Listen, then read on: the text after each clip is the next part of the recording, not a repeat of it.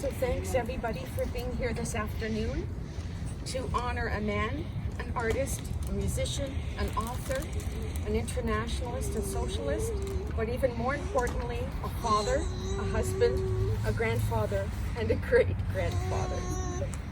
We need to honor Dad and Gigi as best we can during these difficult times of the pandemic. It's not the parting we would have wished for our father and grandfather. We wanted to celebrate and honor him as we feel he should have been celebrated at this time, but it will be followed by a celebration of his life and accomplishments at a later date, as we all know. Our dad and Gigi was an honorable man. He worked very hard. He often held 3 jobs to support his family while volunteering thousands of hours for what we feel is the good of mankind as he saw it. Never complaining about how tired he may have been. Nose to the grindstone at all times. How many people can really say that about their fathers? How many people can say that their patriarch was not only extremely intelligent and well-read, but was so accomplished at so many varied things? Besides being the musician and artist and author and editor-in-chief, he was also very creative and a visionary. He was a progressive trade union advocate. He was a supporter of the working class, a volunteer, a speaker of 4 languages, a strong leader, as well as our dad and Gigi. I think we can be honest and say what we all, I guess, honor the most and what we admire the most is that he never strayed from his own path. His belief system, he never changed his colors, and he did the best he could with what he had. We feel at this time in one's life, we really need to honor and cherish to see the good in all people. We all have our idiosyncrasies, but we can say that our father, with confidence, was a good man. And he did love, in many different ways, perhaps. I know he loved his family and his wife to the very end. He loved his children, his grandchildren, his great-grandchild. He loved his family and his relatives, and he loved life. He wanted to live. We feel even when the chips were down for him in many areas of his life, including political shifts, his relationships, his health, he still tried to put one foot in front of the other and walk the path with his head held high, with some pride, and to the best of his ability. Even as his health was failing, he tried to remain positive until he really couldn't, because his body used up all of this incredible energy. As we were preparing for this afternoon, we saw a poem that we felt would be very appropriate to read at our dad's funeral. Sal's going to read it now. It's anonymous, and it's called Not How Did He Die, but How Did He Live? Not how did he die, but how did he live?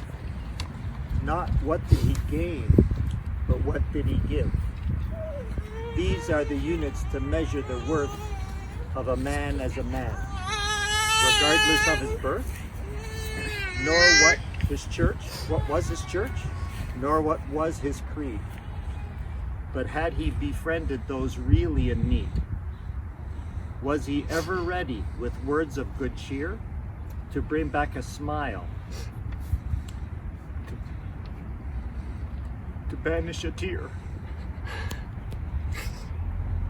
Not what did the sketch in the newspaper say, but how many were sorry when he passed away. We felt at this time, if you would like to, each of us could place a red rose on our father and Gigi's resting place. We purposely chose the rose for its natural beauty, representing Gigi's spirit and its many different complex layers, and the color red symbolically representing his political beliefs, which were really important to him. In fact, they were really at the core of who he is. We thought we would invite each of you to take a rose and place it on Gigi's final resting place. But before that, if anybody would like to share any thoughts or sentiments at all, we invite you to do so.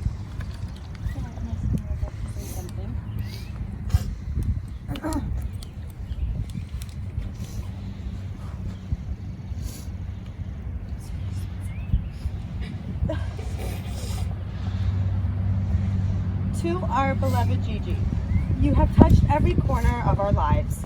Your stories about growing up in the old country and immigrating to Canada echo loudly in our minds. You loved Swiss Chalet, but you were a true local celebrity at Tim Hortons.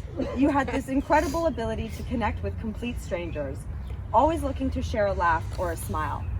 You were the most handsome, charming, and definitely the biggest flirt, telling everybody that vodka kept you young. With a striking full head of white hair at age 30, by 94 years old, you still had more flow than most. As Mommy said, an accomplished artist, political activist, graphic designer, published author, and musician, you were the center of creativity in our home. Fluent in 4 languages, you gave world maps a run for their money. With unwavering drive and dedication, you worked every day until you were 87. A rare work ethic we are so proudly to admire. Your willingness to fight for what you believed in is the quality we respect most about you, and the one we strive to emulate going forward. Intelligent and loving, you will continue to be our fuel and inspiration. Your photo albums, handwritten journals, paintings, and books have become our greatest treasures. Your legacy, a profound gift. You never missed a birthday, graduation, or Christmas. You were present and always there to celebrate anything that held meaning for us. The childhood memories we carry of you, we will cherish forever. Thank you for all of the times you let us watch you shave your beard in the morning, and for letting us pretend we were shaving too, just so we could ask you to put a little aftershave on our faces. One of the things we loved the most was how you always encouraged our imagination. Some of our fondest childhood memories were playing travel agent at the hall while you and Baba worked. You allowed us to explore our creativity and be 100% ourselves, even when we were sometimes way too silly to handle. We will never forget the day we told you our travel agent company had just made $1 million imaginary dollars. You were so genuinely excited for us, a true testament to your nurturing nature. Thank you for the tea parties, the pizza lunches at the hall, the naps we always resisted to take, and the musical performance we forced you to watch in our basement. Thank you for the shared desserts and always giving us sips of your Coca-Cola. Somehow it always tasted better than ours. The after-school pickups, the Tim Horton dates, and late-night episodes of Are You Being Served? Thank you for teaching us the importance of family, history, and tradition.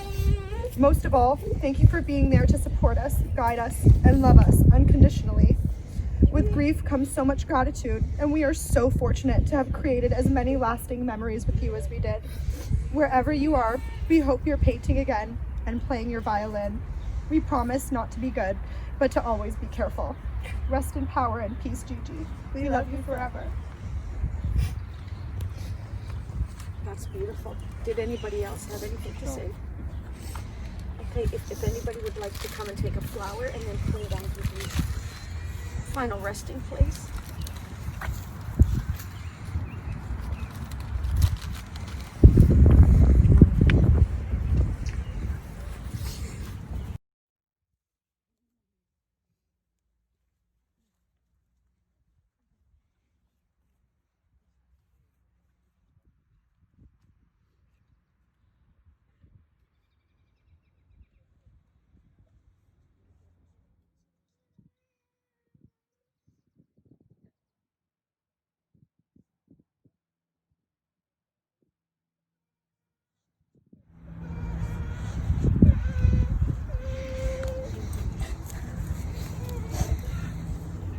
Mike selected a piece of music, one of Dad's favorite pieces, sung by the Red Army Chorus, to play as our Dad's casket gets laid to rest.